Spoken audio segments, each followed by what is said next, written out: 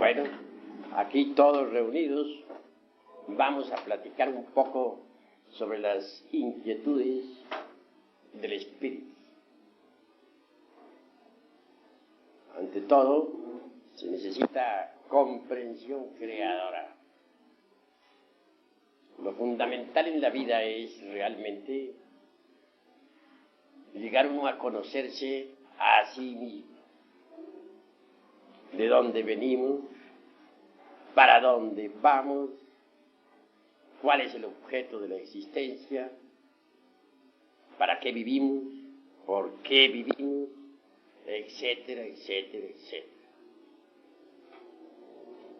Ciertamente es aquella frase que se puso en el frontispicio del templo de Delfos, es axiomática. Nócete ipsum, hombre, conócete a ti mismo y conocerás al universo y a los dioses. Conocerse a sí mismo es lo fundamental. Todos creen que se conocen a sí mismos y realmente no se conocen. Así que es necesario llegar al pleno conocimiento de sí mismo. Esto requiere incesante autoobservación. Necesitamos vernos tal cual somos. Desafortunadamente las gentes admiten fácilmente que tienen un cuerpo físico, mas cuesta trabajo que comprendan su propia psicología, que la acepten en forma cruda, real. El cuerpo físico aceptan que lo tienen, que pueden verlo, tocarlo, palparlo, mas la psicología es un poco distinta, un poco diferente. Ciertamente que como no pueden ver su propia psiquis, no pueden tocarla, palparla, para ellos es algo vago que no entienden. Cuando alguna persona comienza a observarse a sí misma, es señal inequívoca de que tiene intenciones de cambiar. Cuando alguien se observa a sí mismo, se mira a sí mismo, nos está indicando que se está volviendo diferente a los demás. En las diversas circunstancias de la vida podemos nosotros autodescubrirnos. Es de los distintos eventos de la existencia de los que nosotros podemos sacar el material psíquico necesario para el despertar de la conciencia. En relación, pues, con las personas, ya sea en la casa, ya sea en la calle, en el campo, en la escuela, en la fábrica, etcétera. Los defectos que llevamos escondidos afloran espontáneamente. Si estamos alertas y vigilantes como el vigía en época de guerra, entonces los vemos. Defecto descubierto debe ser comprendido íntegramente en todos los niveles de la mente. Si por ejemplo pasamos por una escena de ira, supongamos, tendremos que comprender todo lo que sucedió. Supongamos que tuvimos una pequeña riña, tal vez llegamos a un almacén, pedimos algo, el empleado nos trajo otra cosa que nosotros no habíamos pedido, entonces nos irritamos ligeramente. Señor, le decimos, pero si he pedido es tal cosa y usted me está trayendo tal otra. ¿No se da cuenta que usted que estoy de afán? No puedo perder mi tiempo. He ahí una pequeña riña, un pequeño disgusto. Es obvio que necesitamos comprender qué fue lo que pasó. Si llegamos a casa, debemos de inmediato concentrarnos profundamente en el hecho sucedido. Y si ahondamos en los motivos profundos que nos hicieron actuar en esa forma y de esa manera y regañar al empleado o al mozo porque no nos trajo lo que habíamos pedido, venimos a descubrir nuestra propia autoimportancia. Es decir, nos hemos venido a creer muy importantes. Obviamente ha habido en nosotros eso que se llama engreimiento, orgullo, irritabilidad, he ahí impaciencia, he ahí varios defectos. La impaciencia es un defecto, el engreimiento es otro defecto, la autoimportancia, sentirnos muy importantes, he ahí otro defecto, el orgullo, sentirnos muy grandes y ver con desprecio al mozo que nos estaba sirviendo. Todos esos motivos nos hicieron comportarnos en forma inarmónica. De paso hemos descubierto varios yoes que deben ser trabajados, comprendidos. Habrá de estudiarse a fondo lo que es el yo del engreimiento. Habrá de comprendérsele totalmente. Habrá de analizársele. Habrá de estudiarse a fondo lo que es el yo del orgullo. Habrá de estudiarse a fondo lo que es el yo de la autoimportancia. Habrá de estudiarse a fondo lo que es el yo de la falta de paciencia, lo que es el yo de la falta de la ira, etc. Es un grupo de yoes. Cada uno debe ser comprendido por separado, estudiado, analizado. Tenemos que aceptar que detrás de ese pequeño e insignificante suceso se esconden un grupo de yoes, y que esos naturalmente pues están activos.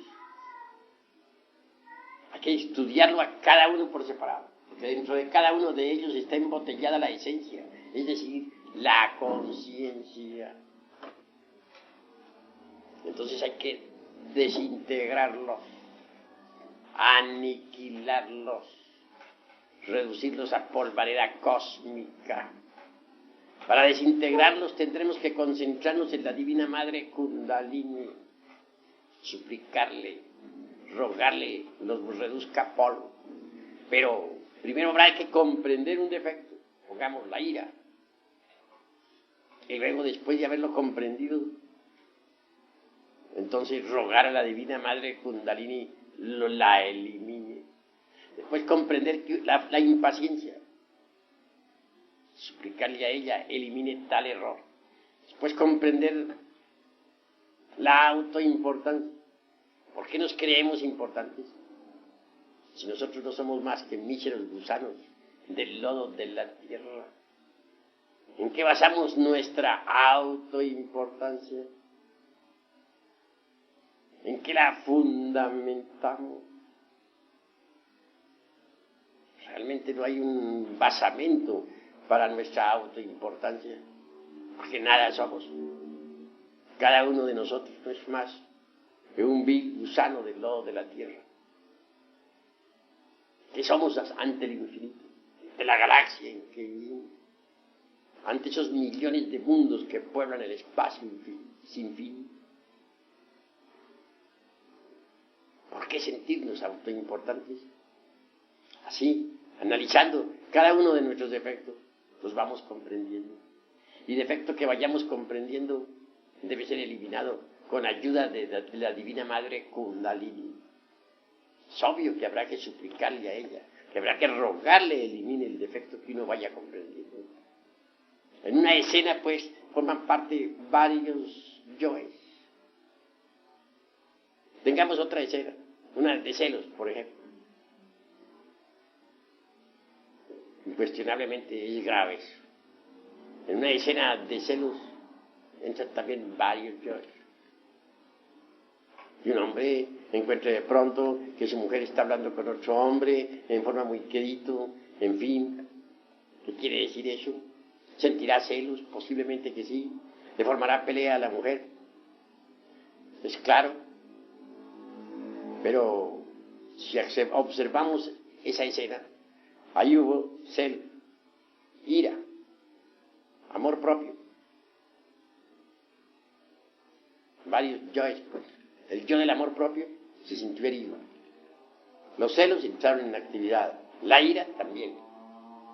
Cualquier escena, pues, cualquier acontecimiento, cualquier evento, debe servirnos de base para el autodescubrimiento. En cualquier evento venimos a descubrir que tenemos dentro de nosotros mismos varios yoes. Eso es obvio. Varios yoes. Por todos estos motivos, se necesita que nosotros estemos alertas y vigilantes, como el vigía en época de guerra. Es indispensable el estado de alerta percepción, alerta novedad. Si no procedemos en esa forma, la conciencia continuará metida dentro de los agregados psíquicos que en nuestro interior cargamos y no despertaría jamás. Tenemos que comprender, estamos dormidos. Si la gente estuviera despierta, podría ver, tocar y palpar las grandes realidades de los mundos superiores. Si las gentes estuvieran despiertas, recordarían sus vidas pasadas. Si las gentes estuvieran despiertas, verían la tierra tal como es. Actualmente no están viendo la tierra tal como es. Las gentes de la Lemuria veían el mundo como es. Sabían que el mundo tiene 9 dimensiones por todo. Diríamos 7 fundamentales. Y veían al mundo, pues, en forma multidimensional. En el fuego percibían las salamandras, o criaturas del fuego. En las aguas percibían a las criaturas acuáticas, a las ondinas, a las nereidas. En el aire eran claros para ellos los silfos. Y dentro del elemento tierra veían a los gnomos. Cuando levantaban los ojos hacia el infinito, podían percibir a otras humanidades planetarias. Los planetas del espacio eran visibles para los antiguos, en forma distinta, pues veían el aura de los planetas. Y también podían percibir a los genios planetarios. Pero cuando la conciencia humana quedó enfrascada entre todos esos yoes o agregados psíquicos que constituyen el mí mismo, el yo mismo, el ego, entonces la conciencia se durmió. Ahora se procesa en virtud de su propio embotellamiento. En tiempos de la Lemuria, cualquier persona podía ver por lo menos la mitad de un holtapannas. Un holtapannas equivale a 5,5 millones de tonalidades del color. Cuando la conciencia que se quedó metida entre el ego, los sentidos degeneraron. En la Atlántida ya tan solo se podría percibir 1/3 de las tonalidades del color. Y ahora apenas sí se perciben los 7 colores del espectro solar y unas pocas tonalidades. Las gentes de Lemuria eran diferentes. Para ellos las montañas tenían alta vida espiritual. Los ríos para ellos eran el cuerpo de los dioses. La tierra entera era perceptible para ellos como un gran organismo viviente. Era otro tipo de gentes, diferentes, distintas. Ahora, desgraciadamente, la humanidad ha involucionado atrozmente. En estos tiempos la humanidad está, pues, en estado de caducidad. Si no nos preocupamos nosotros por autodescubrirnos, conocernos mejor, continuaremos con la conciencia dormida, metida entre todos los yoes que llevamos en nuestro interior. Los psicólogos normalmente creen que tenemos un solo yo y nada más. En Gnosis se piensa diferente. En Gnosis sabemos que la ira es un yo, que la codicia es otro yo, que la lujuria es otro yo, que la envidia es otro yo, que el orgullo es otro yo, que la gula es otro yo, etcétera, etcétera, etcétera. Virgilio, el poeta de Mantua, el autor de la Eneida, decía que aunque tuviéramos 1000 lenguas para hablar y para dar día cero, no alcanzaríamos nosotros a contar nuestros defectos, a enumerar nuestros defectos cabalmente. Son tantos. ¿Y dónde vamos a descubrirlo? Solamente en el terreno de la vida práctica se hace posible el autodescubrimiento. Cualquier escena callejera es suficiente para saber cuántos yoes entraron en actividad. Cualquier yo que entre en acción, hay necesidad de trabajarlo para comprenderlo y desintegrarlo. Solo por ese camino se hace posible liberar la conciencia. Solo por ese camino se hace posible el despertar. A nosotros nos debe interesar, primero que todo, el despertar. Porque mientras continuemos así como estamos, dormidos, ¿qué podremos saber de los misterios de la vida y de la muerte? ¿Qué podremos saber de lo real, de la verdad? Para poder uno llegar a conocer a fondo los misterios de la vida y de la muerte, se necesita indispensablemente despertar.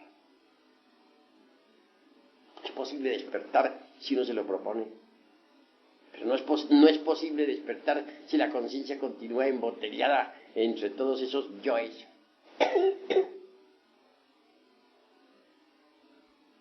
Vivimos dentro de un mecanismo bastante complicado.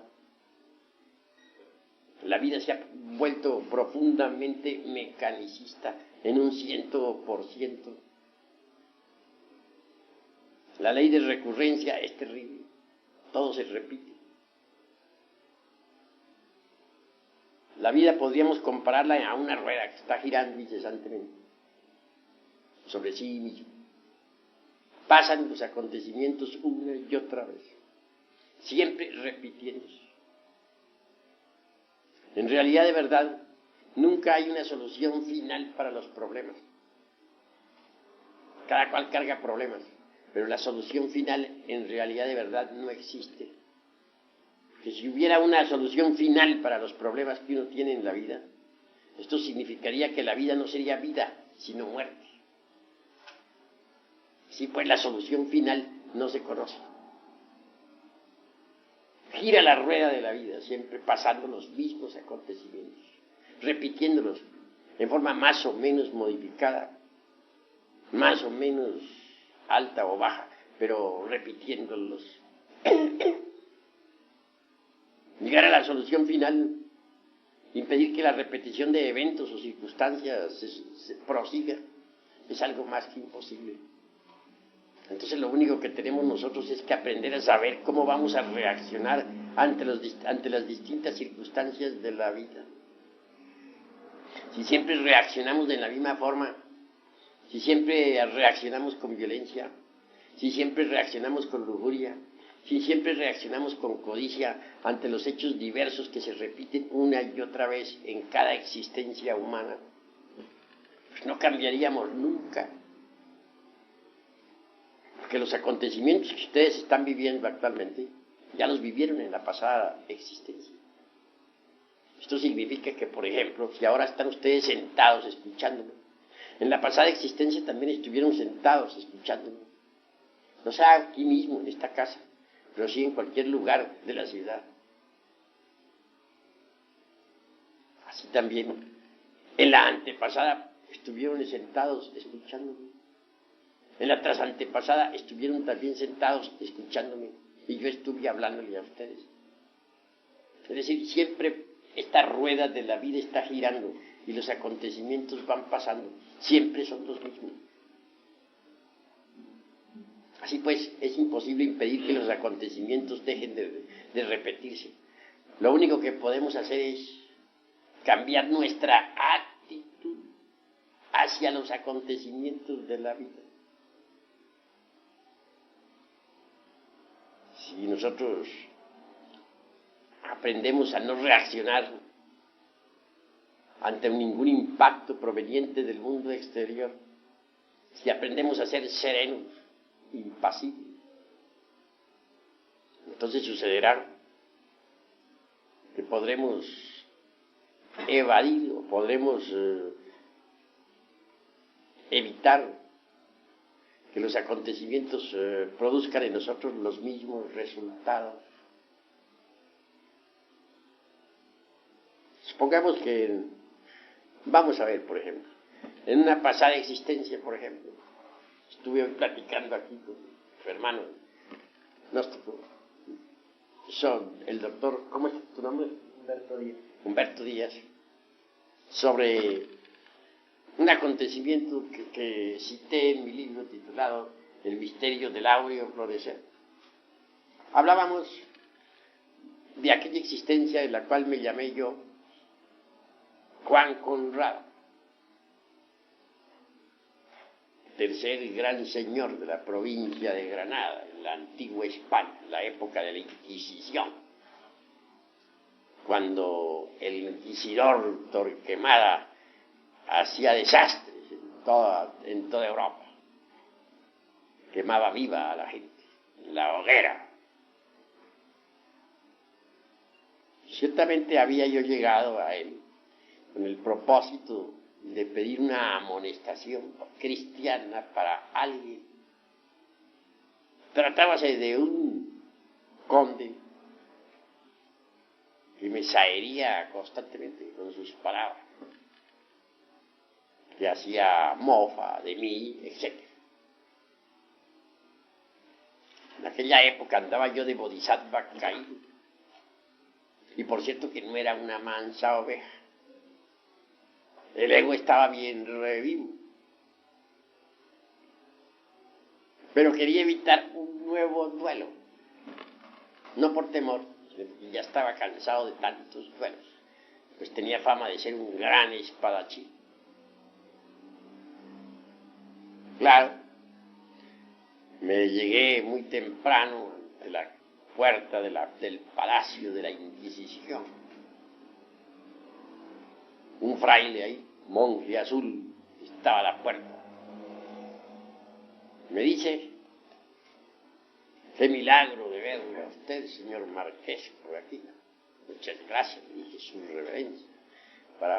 Vengo a solicitar una audiencia con el señor inquisidor, Monseñor Tomás de Torquemada. Imposible, dijo, hoy hay muchas visitas. Sin embargo, voy a tratar de conseguir para usted, me dijo, la audiencia. Muchas gracias, su reverencia, le dije, por adaptarme naturalmente a todos los convenios de aquella época. En realidad, de verdad, tenía que adaptarse uno, o de lo contrario, pues, se le ponía la cosa grave. En todo caso, el monje aquel desapareció como por encanto, y aguardé pacientemente que regresara. Al fin regresó. Ya de regreso, me dice: está conseguida para usted la audiencia. señor marqués, puede pasar. Pasé, atravesé un patio, llegué a un gran salón que estaba en tinieblas, pasé a otro salón que estaba también en profundas tinieblas, por último a un tercer salón. Ese estaba iluminado por una lámpara. La lámpara se hallaba colocada sobre una mesa. Ante la mesa estaba sentado el inquisidor don Tomás de Torquemada, nada menos que el gran inquisidor, un ser cruel. Sobre su pecho caía una gran cruz. Se encontraba en un estado aparentemente beatífico, con las manos puestas sobre el pecho. Al verme, yo también no hice más que saludarle con todas las reverencias de la época. Me dijo: siéntese usted, señor marqués, ¿qué lo trae a usted por aquí? Entonces le dije: vengo a solicitar una amonestación cristiana para el conde don fulano de tal y tal y tal, de 50,000 nombres y apellidos, que lanza sus sátiras contra mí, sus mofas, burlas, y no tengo ganas de otro duelo más. Quiero evitar un nuevo duelo. Oh, no se preocupe usted, señor marqués, me respondió. Ya tenemos muchas quejas contra ese condecito aquí en la casa inquisitorial. Vamos a hacerlo aprehender. Le llevaremos a la torre de martirio, le levantaremos, le meteremos los pies entre carbones encendidos para quemarle bien los pies, para que sufra. Le levantaremos las uñas de las manos, le echaremos plomo derretido en las uñas, lo torturaremos y después lo llevaremos a la plaza pública y lo quemaremos en la hoguera. Bueno, yo no había pensado ir tan lejos, únicamente iba a pedir una amonestación cristiana. Claro, quedé perplejo al escuchar a Torquemada hablando en esa forma. Luego con las manos puestas sobre el pecho, en una actitud beatífica. Aquello me causó horror. No pude menos que manifestar mi descontento. A decirle: pues, usted es un perverso. Yo no he venido a pedirle que queme vivo a nadie, ni que venga a usted a torturar a nadie. Únicamente he venido a pedirle una amonestación cristiana, y eso es todo. Ahora se dará cuenta usted porque no estoy de acuerdo con su secta. Y en fin, pronuncié otras tantas palabras y lancé algunos tantos gritos que por ahora me reservo, con un lenguaje un poquito altisonante, motivo más que suficiente como para que aquel alto dignatario de la Inquisición dijera: ¿con qué esas tenemos, señor marqués? Hizo sonar una campana y apareció un grupo de caballeros armados hasta los dientes. Se puso de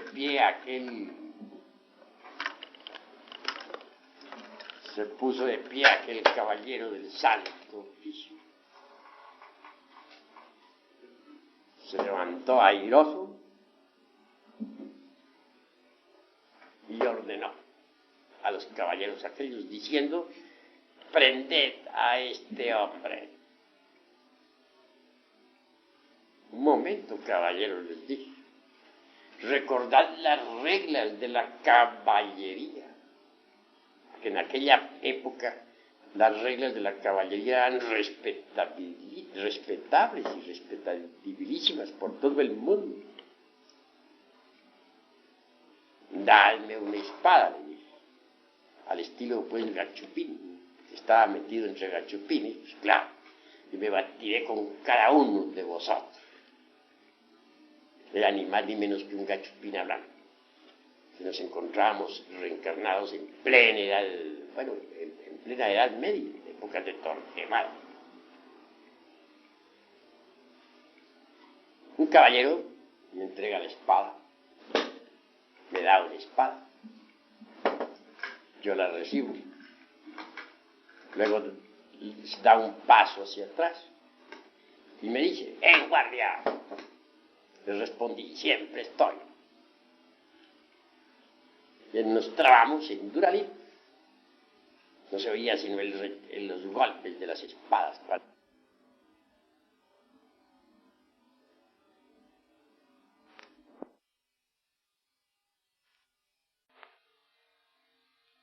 Limpiarse en unas por otras lanzaban chispas. Aquel caballero era muy hábil en la esgrima, pues manejaba las armas a la maravilla. Y yo tampoco era una mansa oveja, claro está que no. Total que el duelo fue muy grave. Ya no me faltaba hacer uso, sino hacer uso de mi mejor estocada para salir victorioso. Pero los otros caballeros estaban viendo el asunto. Se dieron cuenta que su compañero iba derecho al panteón. Y claro que me cayeron en pandilla.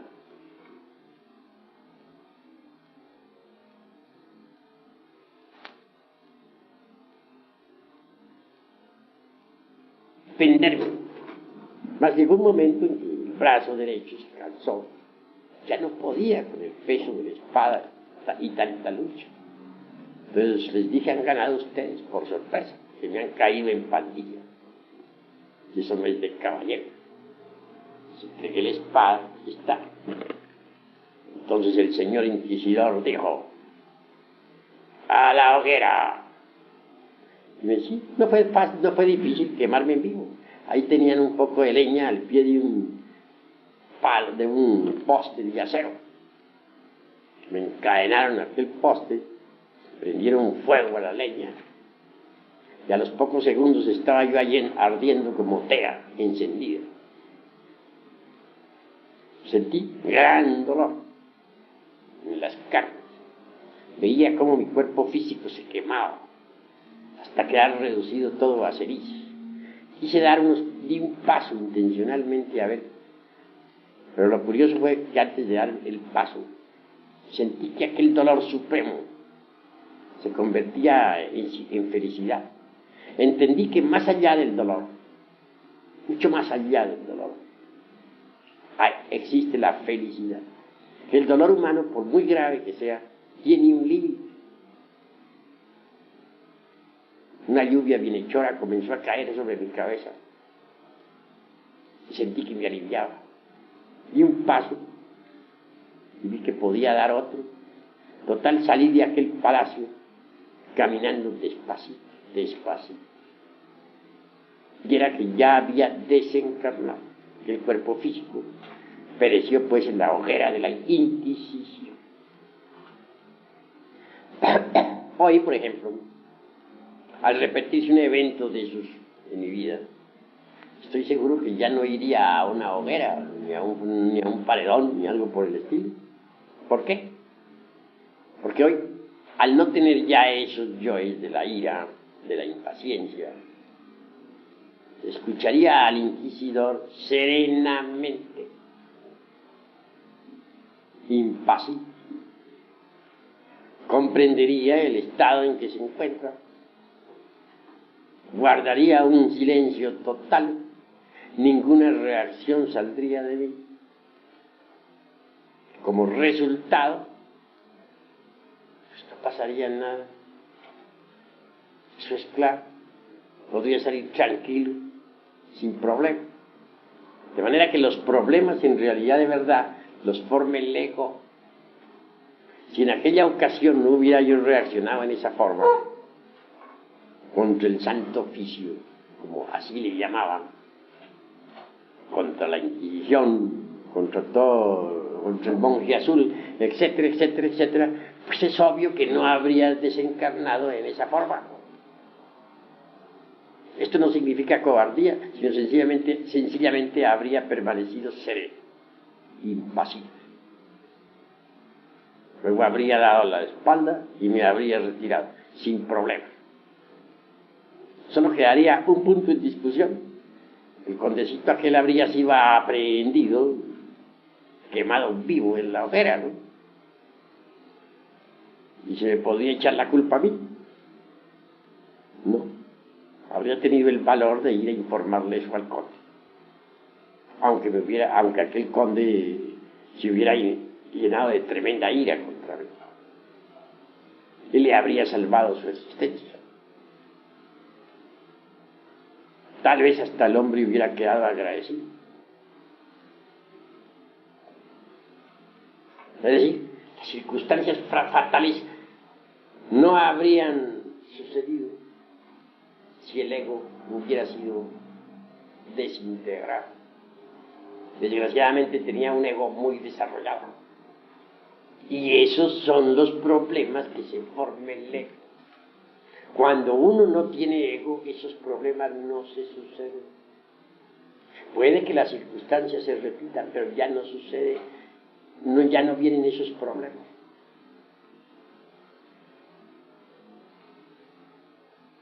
La cruda realidad es que los eventos pueden estarse repitiendo, pero lo que nosotros tenemos es que modificar nuestra actitud hacia los eventos. Si nuestra actitud es negativa, pues nos crearemos gravísimos problemas. Eso es obvio. Necesitamos pues cambiar nuestra actitud hacia la existencia.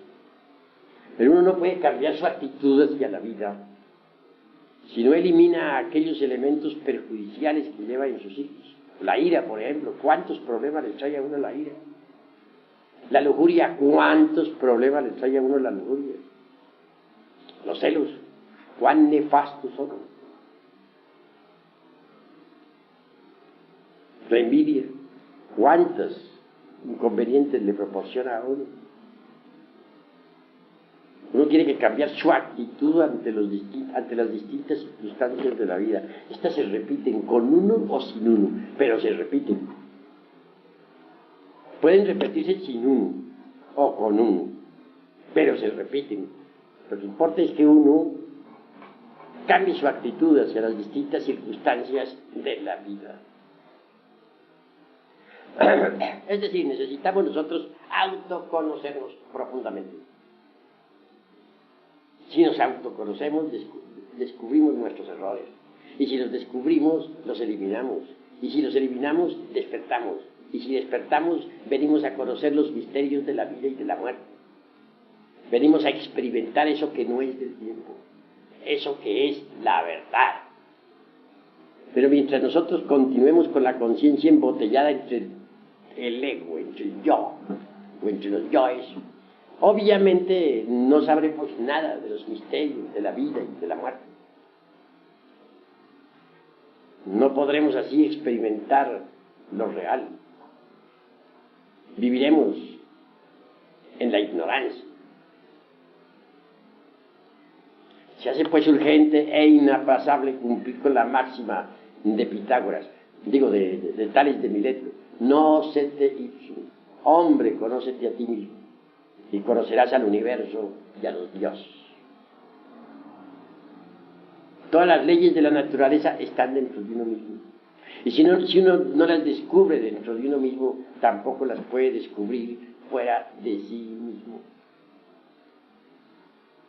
Así pues, dentro de uno está el universo. El hombre está contenido en el universo, y el universo está contenido en el hombre. Si descubrimos al universo dentro de nosotros mismos, pues lo descubrimos realmente. Pero si dentro de sí mismos no lo descubrimos, tampoco lo podremos descubrir fuera de sí mismos. Eso es obvio. Existen en nosotros posibilidades extraordinarias, pero ante todo debemos partir del principio de nócete ipsum, hombre, conócete a ti mismo, y conocerás al universo y a los dioses. La personalidad, por ejemplo, la falsa personalidad, por ejemplo, es óbice para la verdadera felicidad. Todo ser humano tiene una falsa personalidad que está formada por el engreimiento, por la vanidad, por el orgullo, por el temor, por el egoísmo, por la ira, por la autoimportancia, por el autosentimentalismo, etc. La falsa personalidad es verdaderamente problemática, pero está dominada por ese tipo de yoes que he enumerado. Mientras uno posea la falsa personalidad, en modo alguno habrá de conocer la real felicidad. ¿Cómo la conocería? Si uno quiere ser feliz, y todos tenemos derecho a la felicidad, tiene que empezar por eliminar la falsa personalidad.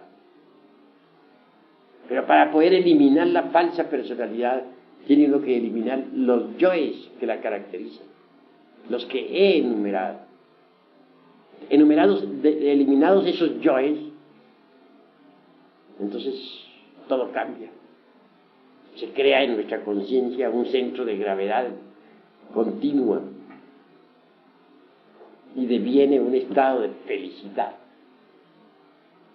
felicidad extraordinaria. Pero mientras exista la falsa personalidad, la felicidad no es posible. Debemos tener en cuenta todo eso si es que realmente nosotros anhelamos algún día ser felices.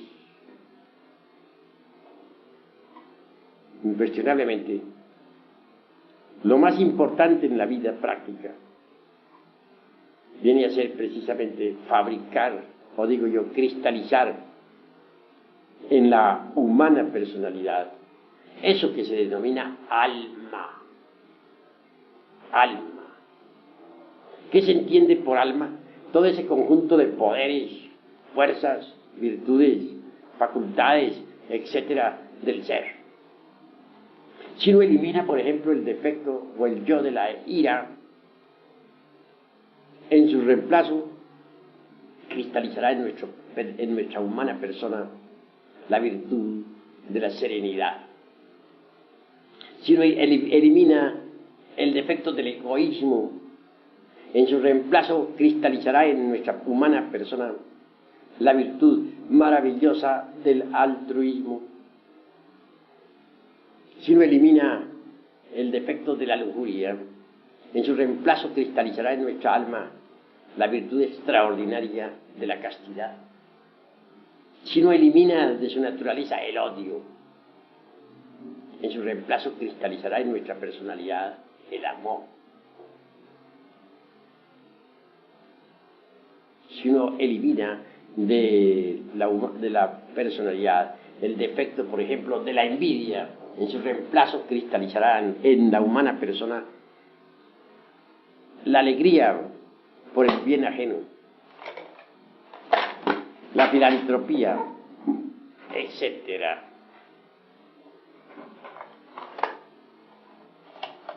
Así que es necesario comprender que hay necesidad de eliminar los elementos indeseables de nuestra psiquis para cristalizar en nuestra humana persona eso que se llama alma, un conjunto de fuerzas, de atributos, de virtudes, de poderes cósmicos, etc. Sin embargo, he de decir que no todo es intelecto. El intelecto es útil cuando está al servicio del espíritu, pero no todo es intelecto. Incuestionablemente debemos pasar por grandes crisis emocionales si es que queremos nosotros cristalizar alma en sí mismos. Si el agua no hierve a 100 grados, no cristaliza lo que hay que cristalizar y no se elimina lo que se debe eliminar. Así también, si no pasamos previamente por graves crisis emocionales, no cristalizará en nosotros eso que se llama alma. No se eliminará en nosotros eso que se debe eliminar. Así ha sido siempre. Cuando el alma cristaliza completamente en uno, hasta el mismo cuerpo físico se convierte en alma. Jesús de Nazaret, el gran Kabir, habló claro sobre eso. Dijo: en paciencia poseeréis vuestras almas.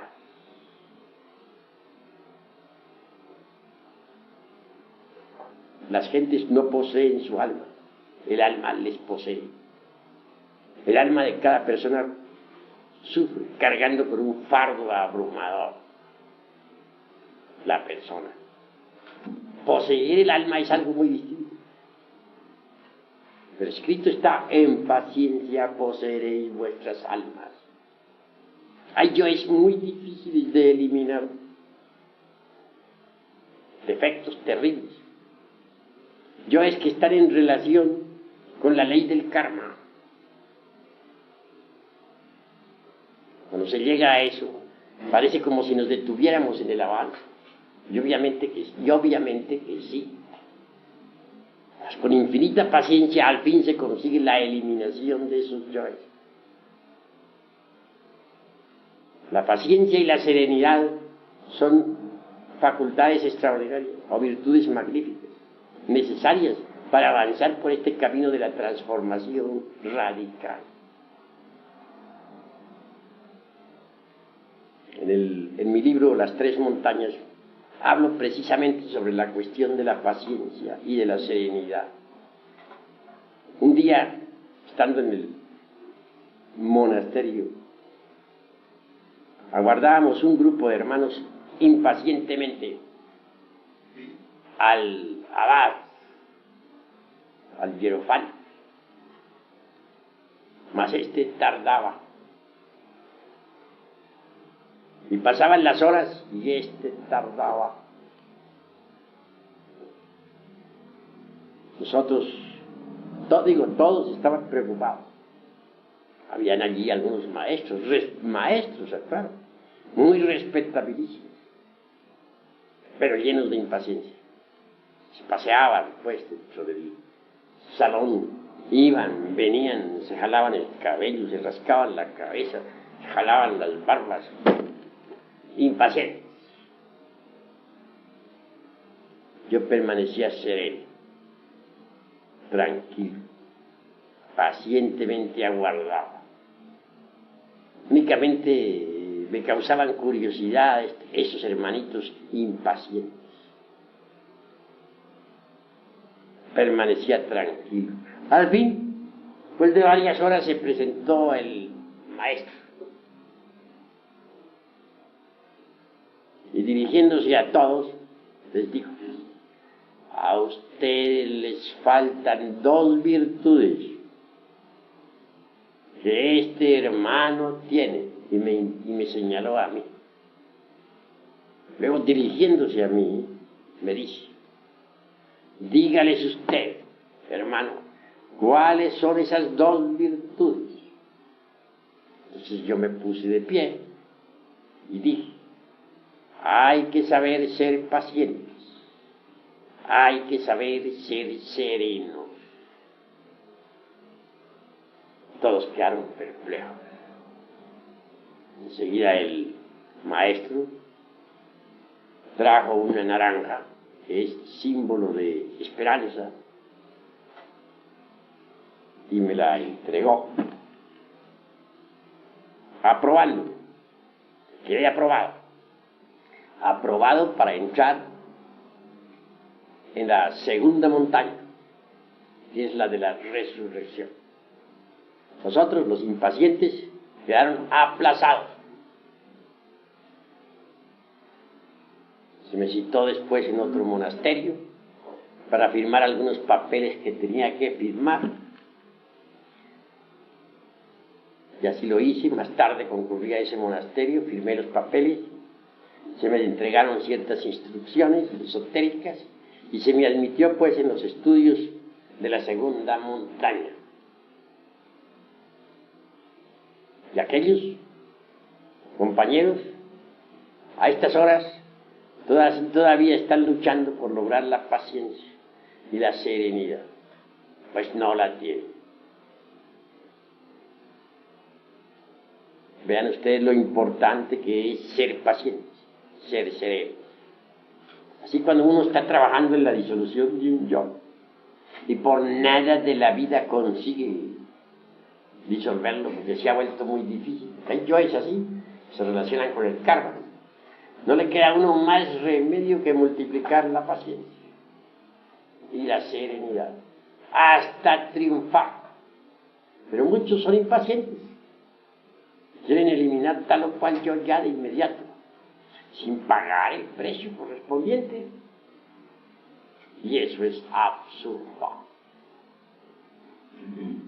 En el trabajo sobre uno mismo se necesita multiplicar la paciencia hasta el infinito y la serenidad hasta el colmo de los colmos.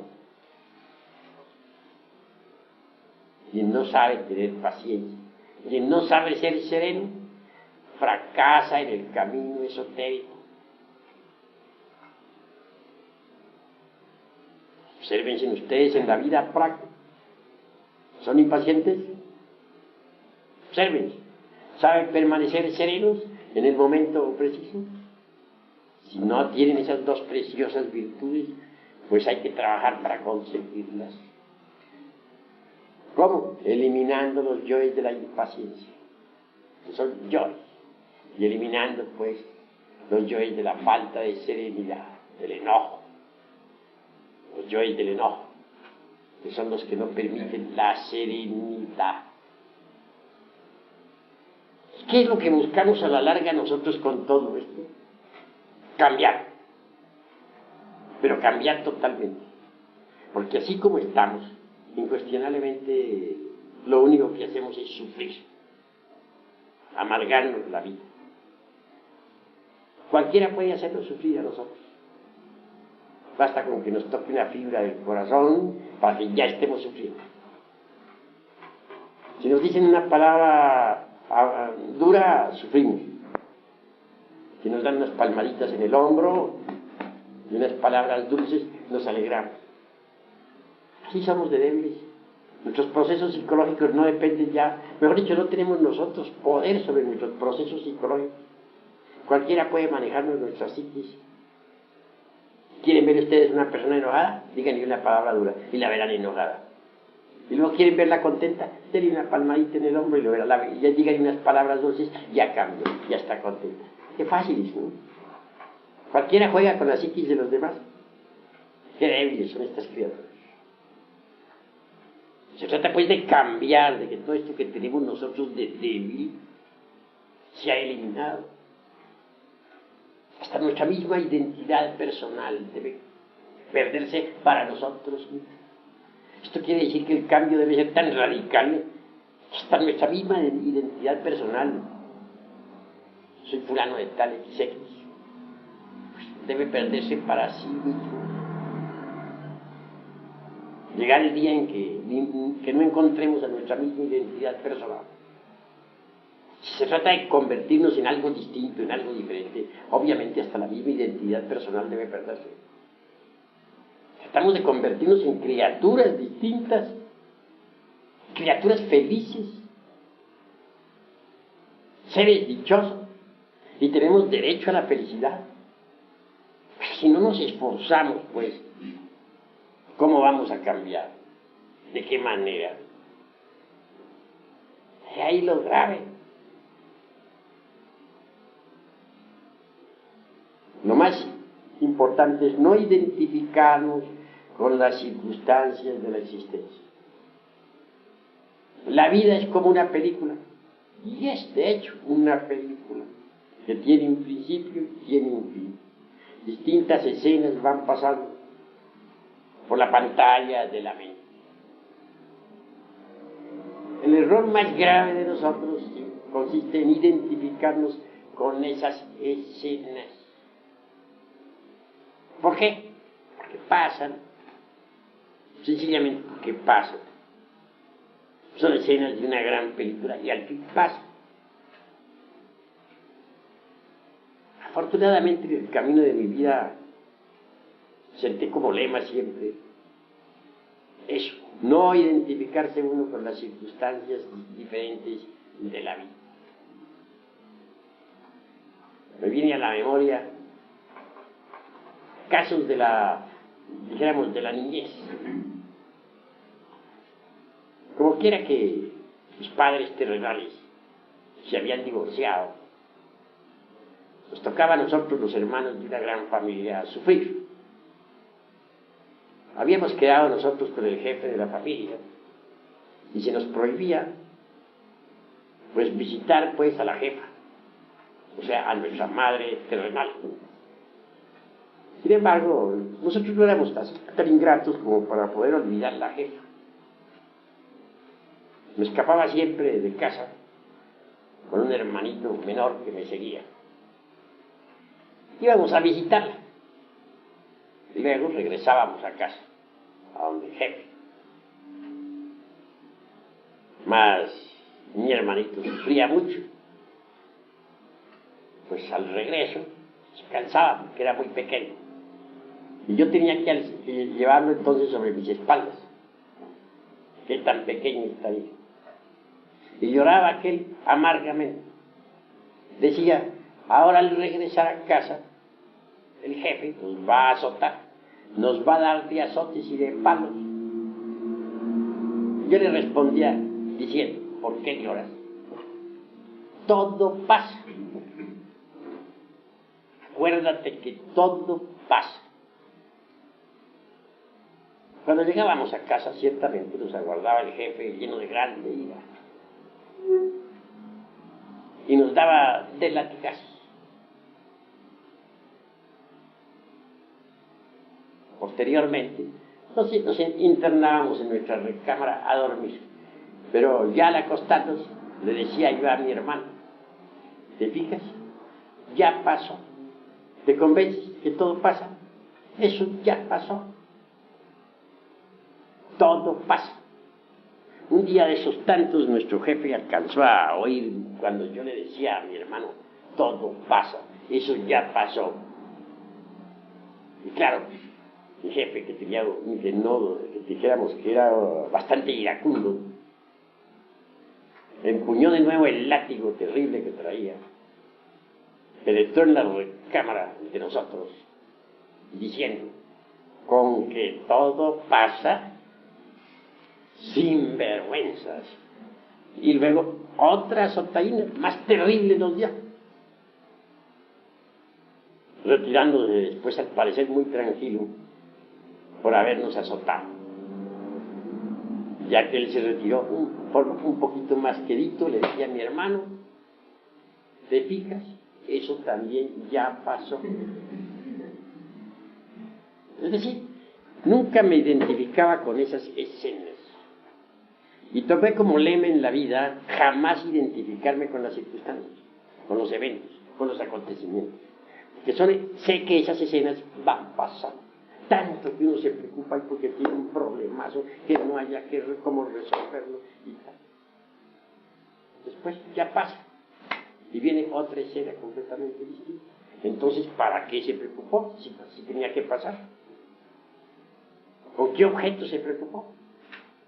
Cuando uno se identifica con los distintos eventos de la vida, comete muchos errores.